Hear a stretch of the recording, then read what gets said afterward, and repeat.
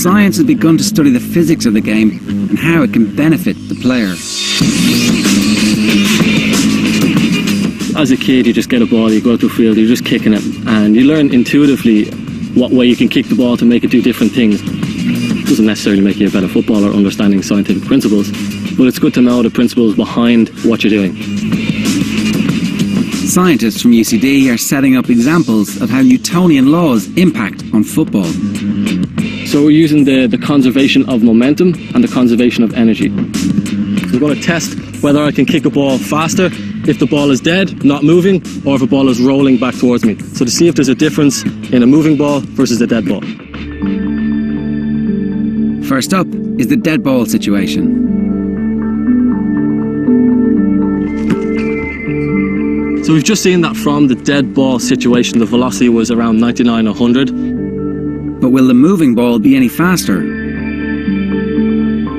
When the ball is rolling towards the player and the player meets it head on, the energy of that collision is much greater, so the ball should come back with a much faster velocity versus a ball that isn't moving. And it is. Kicking a moving ball allows Mark to increase the velocity of the shot by over 20%. People utilise that on free kicks where they'd rather kick a moving ball than a dead ball. One of the most spectacular examples of science in football is the Magnus effect. So the Magnus effect acts on any spinning ball through the air. As the ball flies through the air, it interacts with the air. So if the ball is rotating, it drags the air with it around it, and that can cause the ball to follow a curved path. And so the more you spin it, the more you can amplify those effects. It allows you to curl the ball around walls and around defenders and score fantastic looking goals. A goalkeeper who's no stranger to the Magnus effect is Emma Byrne.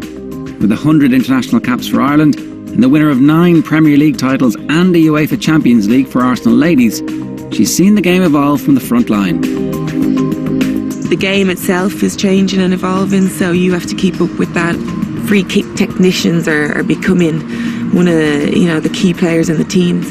These players that can really hit a ball at pace, and the skill and the power of players nowadays who can curve it and swerve it around the wall. It's making it even harder for the goalkeeper to read it, and they nearly have to anticipate, which is also a goalkeeper's nightmare.